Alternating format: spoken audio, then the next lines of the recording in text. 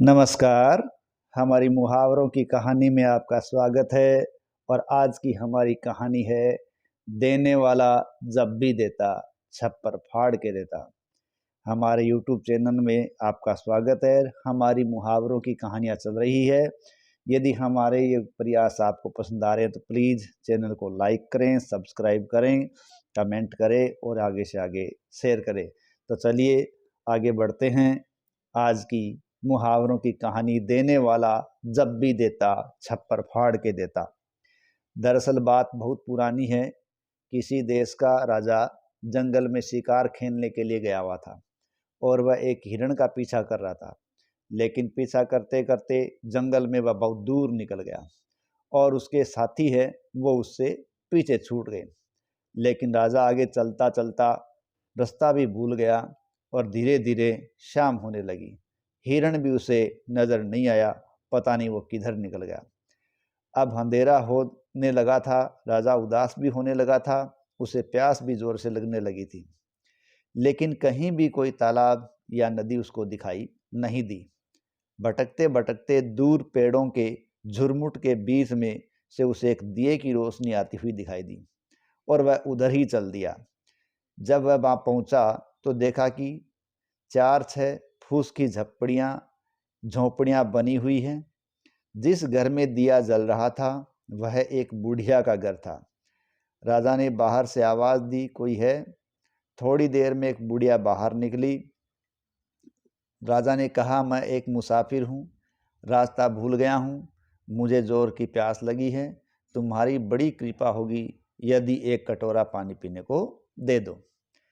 बुढ़िया ने राजा को झोंपड़ी में लाकर बिठाया। फिर वह थोड़ा सा गुड़ लेकर आई और एक कटोरा पानी लेकर आई। राजा ने गुड़ खाया और पानी पिया। उसे थकान भी बहुत हो चुकी थी।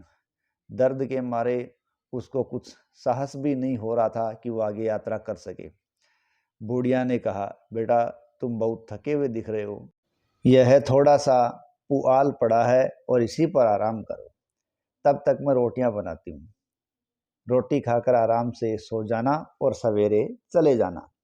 रात बहुत बढ़ रही थी, इस समय तुम्हें रास्ता नहीं मिलेगा। राजा बुढ़िया की बात मान गया। बुढ़िया ने रोटियां बनाई, राजा ने रोटियां खाई, भोजन किया, खुश हुआ और पुआल पर वो सो गया और उसे नींद आ गई। रात भर वह बड़े आराम से सोया। सवेरा होने पर वह चलने को तैयार हुआ तो बुढ़िया ने एक पोटली में थोड़ा सा खाना बांध दिया और कहा कि रास्ते में अगर भूख लगे तो खा लेना।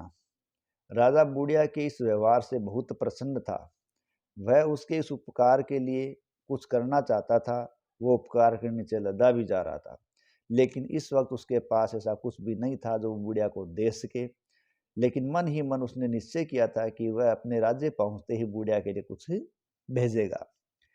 कई दिन बीत गए, बुढ़िया अपना गरीबी का जीवन बिताती रही। उसे कुछ भी याद नहीं रहा कि कोई मुसाफिर आया था और वो रुका था। जंगल की जड़ी बूटी इकट्ठी करती, बाजार में बेचती और अपना पेट पालती। एक दिन उसने देखा कि राजा के सिपाही आ रहे हैं। पहले तो उसने ध्यान नहीं दिया, लेकिन जब यह सुना कि वे सिपाही बुढ़िया का पता पूछ रहे हैं तो उसको थोड़ी चिंता हुई। वह तुरंत अपने घर में घुसी और दरवाज़ा बंद करके बैठ गई।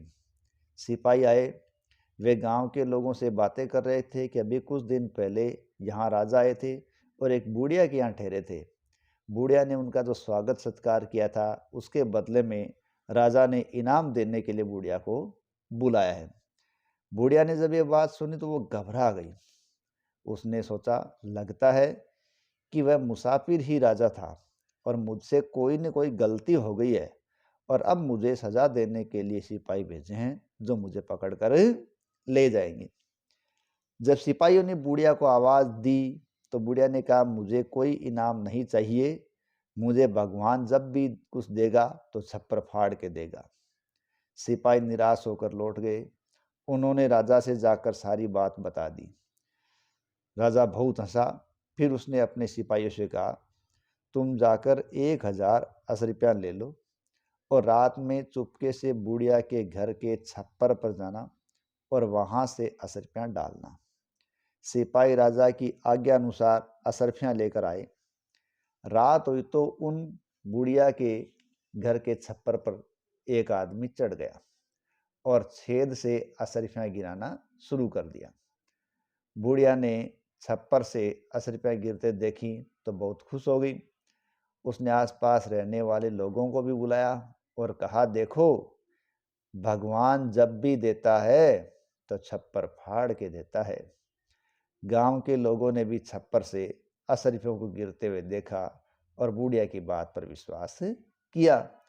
तब से भाग्य का सहारा लेकर फल प्राप्ति की आशा करने वाले लोग यही कहने लगे कि देने वाला जब भी देता छप्पर फाड़ के देता, छप्पर फाड़ के देता।